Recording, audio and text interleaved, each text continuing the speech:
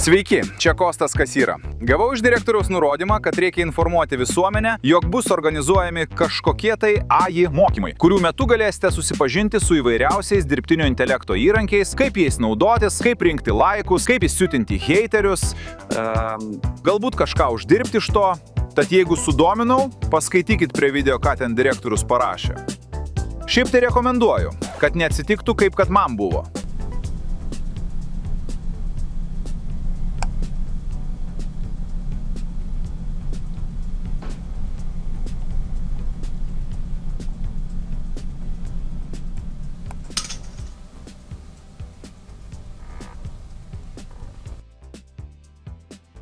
AI mokymai gali sukelti padidėjusių susidomėjimą technologijomis, staigų norą eksperimentuoti, nemotyvuotą kūrybiškumą bei netikėtą produktyvumo šuolį. Prieš naudojant dirbtinio intelekto įrankius rekomenduojama pasitarti su sveiku protu. Jeigu AI naudojimas sukelia konfliktus su heiteriais, sumažėjusi miego kiekį ar nepaaiškinamą promptų kaupimą, tęskite mokymus atsakingai.